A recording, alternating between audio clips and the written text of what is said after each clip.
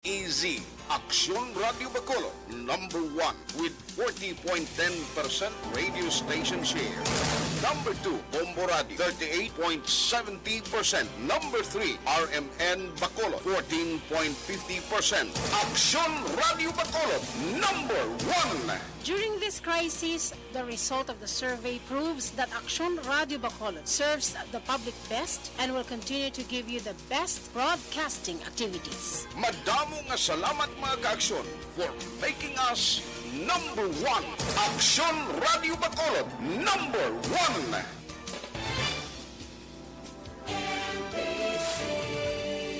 1. Manila Broadcasting Company. Sa balita, komentaryo, issue, serbisyo publiko. Aksyon Radio. Sa Bacolod, Aksyon Radio. Aksyon Radio. Aksyon Radio, Philippine Standard Time, alas 6:06.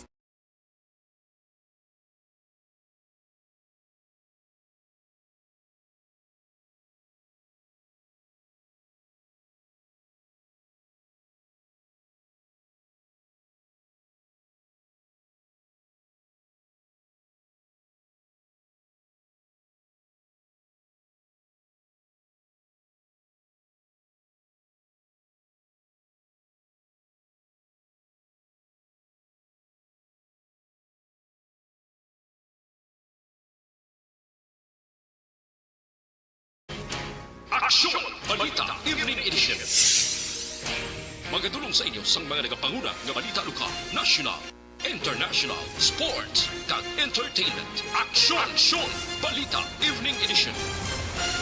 Kagkaroon ang inyong news team. Una sa balita, una sa aksyon. Mayong gabi Metro Bacolod, mayong gabi kabugusan nga Western Visayas. Welcome sa pagpangalagad sa Aksyon Balita Evening Edition karon nga adlaw Biyernes, Mayo 21 tuig 2021. Makita kita live sa mga official Facebook page kag sa YouTube channel ang Aksyon Radio Bacolod kag mabatian pag sa www.actionradiobacolod.com.ph. Ang inyo tagbalita Aksyon and Defensor. Kag karon sa aton mga headliners, una sa mga balita lokal. Western Visayas nakarecord sang 532 kabag-o nga COVID-19 cases, ginakabig pinakadamo nga daily rate sang kaso. Drug lords sa Bacolod kag Negros Occidental kumpirmado nga moang ginsalvage kag nasapuan nga patay sa probinsya sang Rizal. Sa mga nagapanguna nga balita national, BPO personnel kag COMELEC frontliners lakip na sa A4 priority list para sa COVID-19 vaccine program sang gobyerno. Roque, nagklaro, Pfizer-BioNTech para sa health workers may edad kag vulnerable sectors. Una sa balita, una sa aksyon. Aksyon Radio Philippine Standard Time, alas 6:08. Detalye sa ngaton, mga nagapanguna nga balita lokal pagkatapos lamang sa mga ini. Dr. Pinoy Squalin.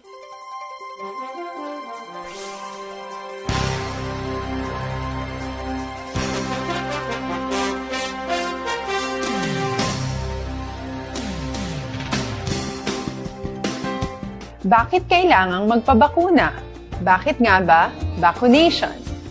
Ang pandemyang ito ay kumuha ng maraming buhay at patuloy pa nitong nilalagay sa peligro ang buhay ng nakakarami. Pinahina din nito ang ating ekonomiya at maraming Pilipino ang nawalan ng trabaho dahil dito. Sa pagkatuklas ng bakuna laban sa COVID-19, nagkaroon tayo ng oportunidad na malabanan ang pandemyang ito. Sa tulong ng mga bakuna, ay may iwasan natin ang sintomas ng impeksyon at posibleng maiwasan din ang malalang impeksyon at matigilan ang pagkalat nito. Gayunpaman, gaya ng iba pang mga bakunang ginagamit sa nagdaang dekada, ang abilidad nitong protektahan ang ating komunidad ay tataas lamang kung hindi bababa sa 70% ng ating populasyon ay bakunado. Halimbawa, kung ang iyong barangay ay mayroong 100,000 katao, hindi dapat bumaba sa 70,000 ang dapat mabakunahan upang matiyak na proteksyon ang buong komunidad. Kaya ating tandaan, ang pagbabakuna ay hindi lamang para sa iyo o sa iyong pamilya. Ito ay para din sa iyong barangay, lungsod at probinsya. Tara, sa Vida Vaccination! Aling mga bakuna ang gagamitin sa Pilipinas? Sa ngayon, may limitadong supply ng bakuna sa buong mundo. Sa katunayan, halos 80% ng stock sa buong mundo ay nabili na ng mga mayayamang bansa.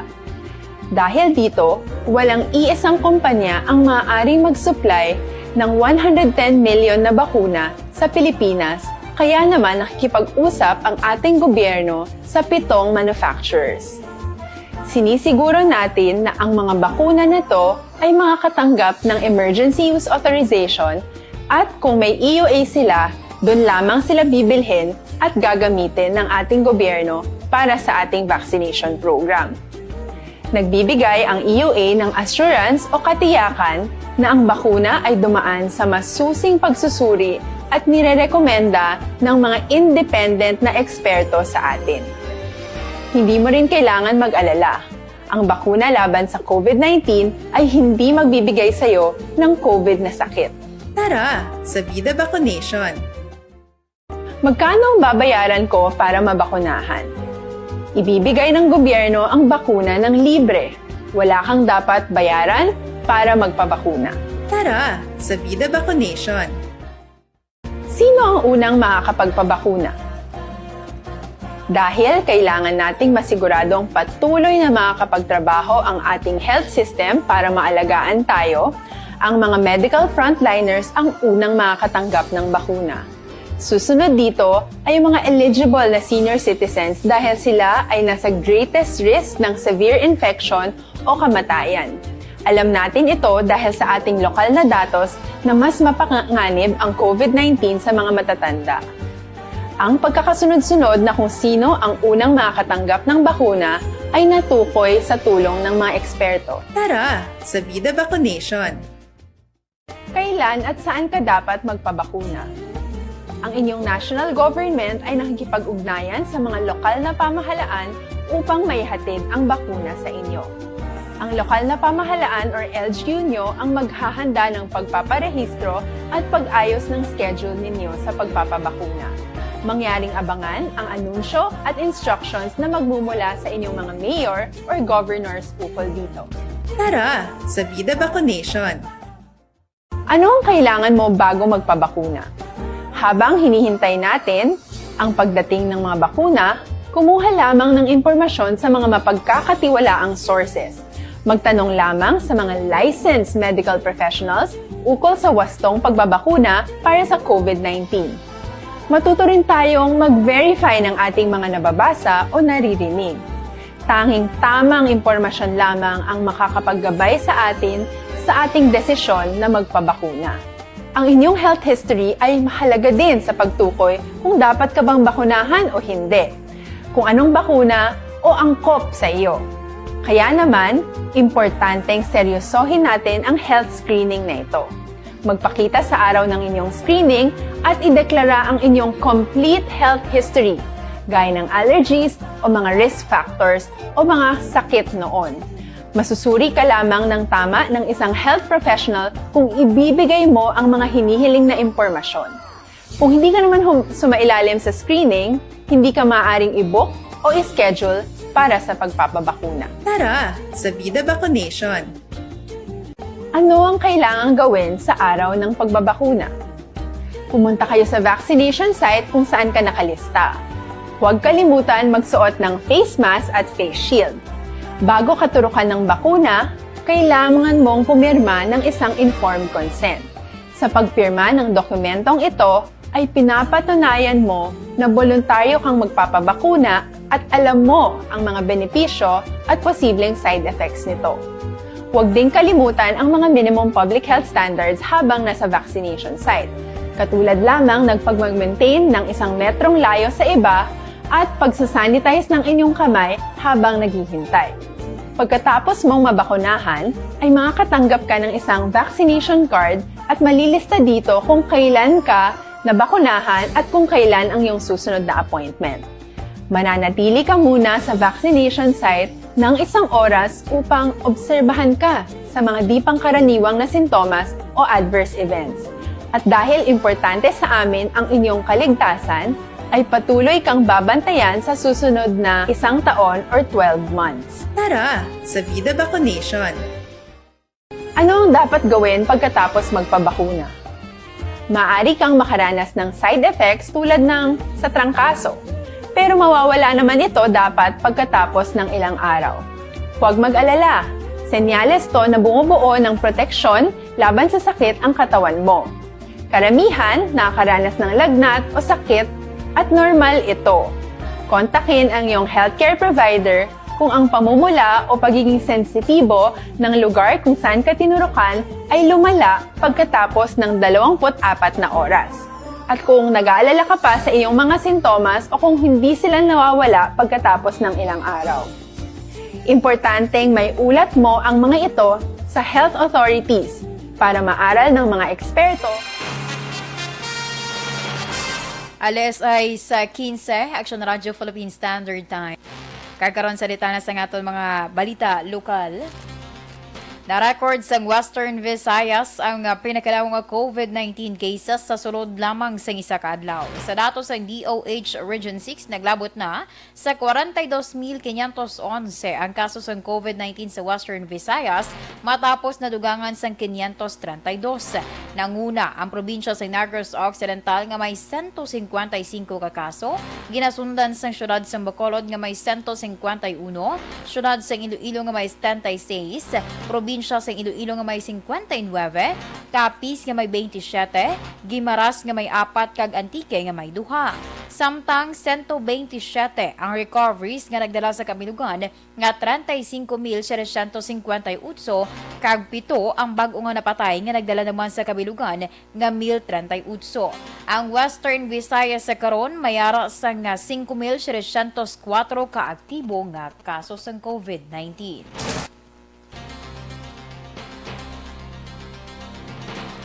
Sa iban nga balita lokal, nag-apilar si Negros Occidental Governor Bong Lacson sa publiko nga kung mahimo hindi na mag-isol pa sa pagpabakuna.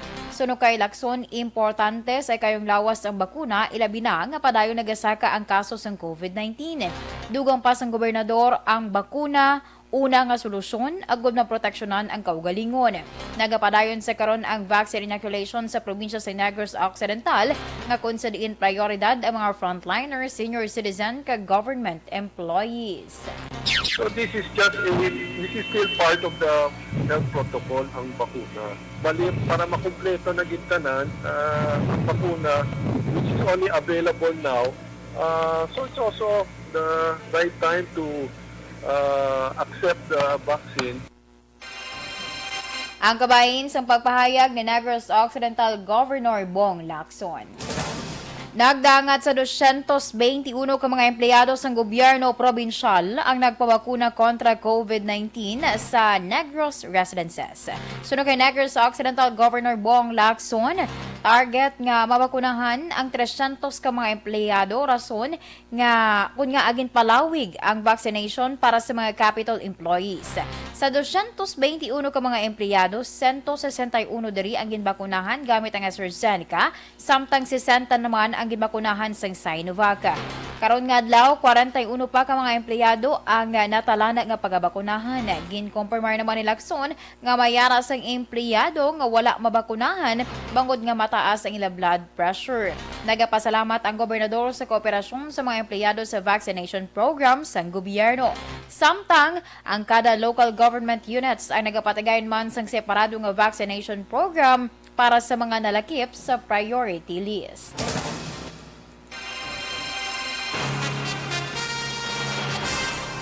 Sa iban nga balita lokal, ginkonfirmar ni Silay City PNP Chief of Police Lieutenant Colonel Robert Pitate nga ang drug lord nga si Michael Vincent de Vinegracia ang salvage victim nga nasapuan sa Palo Alto, syudad sang Antipolo sa probinsya sang Rizal.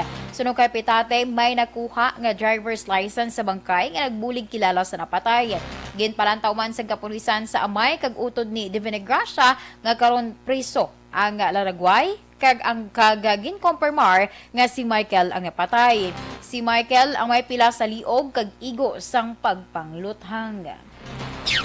According sa sumipagkita dito sa mga prisong nakamiting ni Michael Delegacia sa ating sa CCI. Identified nila na siya. At then, nag-executive pa dito to di na nag-update na baka may pampayak. May pagkita sa iya mother. Confirm kung siya rin. Ang gawain sa pagpahayag sa hepe sang silay PNP, Police Lieutenant Colonel Robert Pitate. Ginpahayag ni Bacolod District Engineer Jaime Havillana nga liwat nga magapatigayon sang survey ang DPWH Central Office angod sa ginaduso sadto nga flyover sa east nga porsyon sa syudad sa Bacolod. Suro kay Havillana, sadto may survey na nga ginpatigayon pero ini ang resurvey bangod sa mga bag-o nga building nga gintukod sa mga lugar. Dugang pa ni Havillana ang ginaduso nga flyover ang ako na humalin sa norte padulong sur kangay sa direksyon sang flyover sa Dalan Lacson kag Dalan Magsaysay Araneta. Ginalauman ni Havillana nga subong nga tuig mapatigayon ng updated nga survey kag ba kompleto ang nagakaigo nga requirements. Sa balita. Sa aksyon. Action Radio Philippine Standard Time, alas 6:21. Sa ating mga ka-aksyon, amligan ang...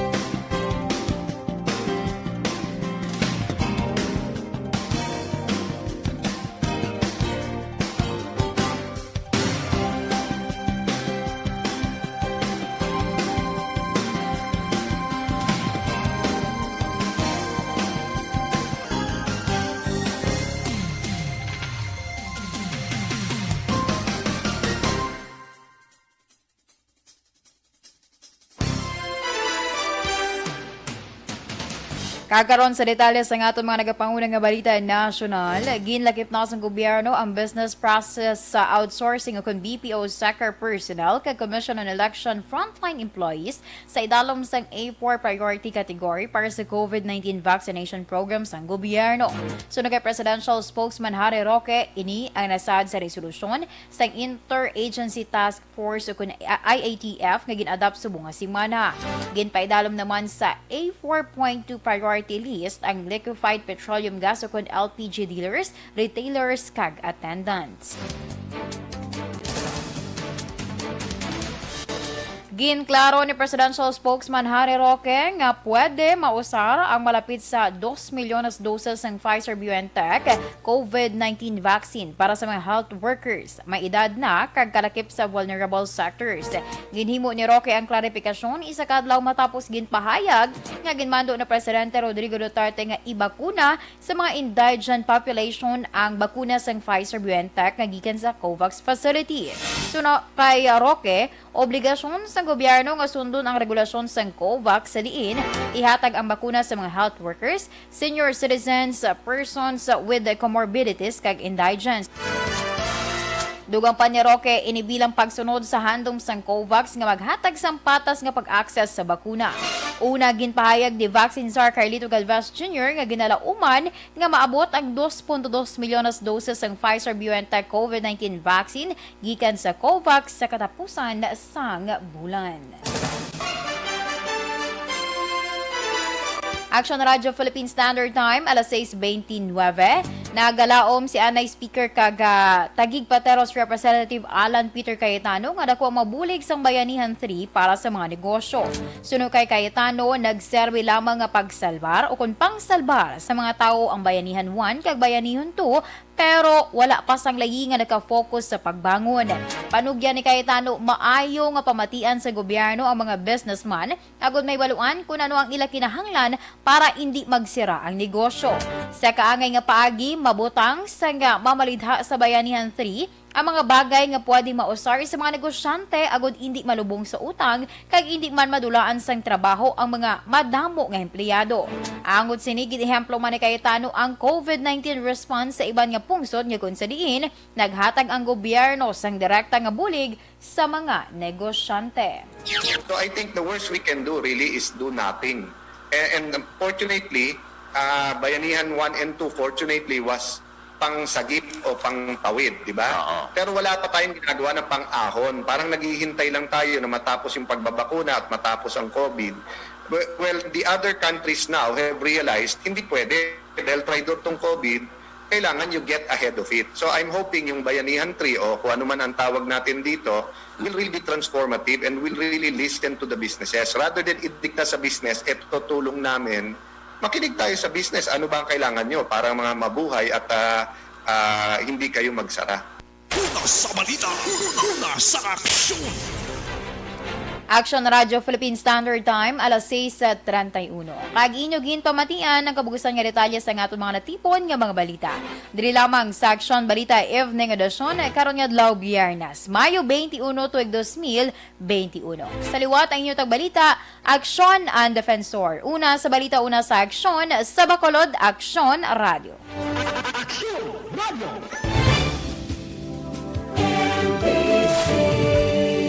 Manila Broadcasting Company. Sa balita, komentaryo, isyu, serbisyo publiko. Aksyon Radio. Sa Bacolod, Aksyon Radio. Aksyon Radio.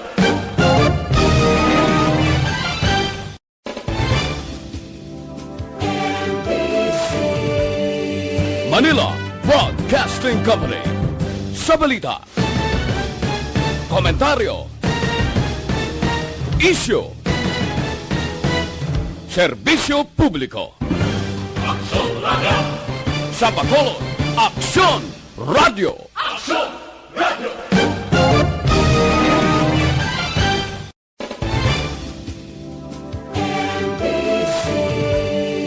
Manila Broadcasting Company.